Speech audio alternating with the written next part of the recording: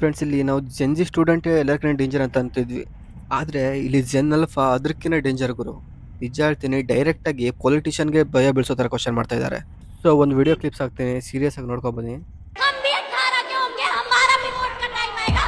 देखते हैं किसे वोट देंगे। एक भी किसी सरकार को वोट नहीं देने के। ಸೊ ಇಲ್ಲಿ ನೋಡಿ ಸ್ಕೂಲ್ ಮಕ್ಕಳು ಹೇಗೆ ಟೀಚರ್ಸ್ ಬರ್ತಾ ಇಲ್ಲ ಅಂತ ಪ್ರೊಟೆಸ್ಟ್ ಮಾಡ್ತಾ ಇದ್ದಾರೆ. ಯಾಕಂದ್ರೆ ಅಲ್ಲಿ ಸ್ಕೂಲಲ್ಲಿ ಖಾಲಿ ಇಬ್ಬರೇ ಟೀಚರ್ಸು. ಸೊ ಅವರು ಖುದ್ದಾಗಿ ಹೋಗ್ಬಿಟ್ಟು ಪ್ರೊಟೆಸ್ಟ್ ಮಾಡ್ತಾ ಇದ್ದಾರೆ. ಸೊ ಇನ್ನೊಂದು ಸ್ಕೂಲಲ್ಲಿ ಬಂದ್ಬಿಟ್ಟು ಶೌಚಾಲಯದ ವ್ಯವಸ್ಥೆ ಸರಿಯಾಗಿಲ್ಲ ಅಂತ. ಸೊ ಅವರು ಕೂಡ ಪ್ರೊಟೆಸ್ಟ್‌ಗಳಿದ್ದಾರೆ.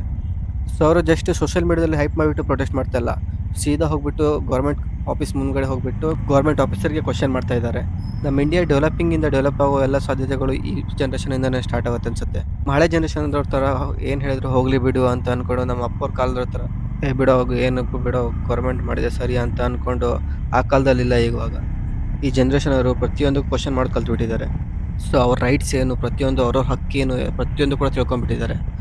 ಸೀರಿಯಸ್ಲಿ ಅವ್ರು ಇದೇ ಥರ ಕ್ವೆಶ್ಚನ್ ಮಾಡ್ತಾ ಇದ್ರೆ ಮುಂದುವರೆದ್ರೆ ನಿಜ ಹೇಳ್ತೀನಿ ನಮ್ಮ ಇಂಡಿಯಾ ಎಲ್ಲೋ ಹೋಗ್ಬಿಡುತ್ತೆ.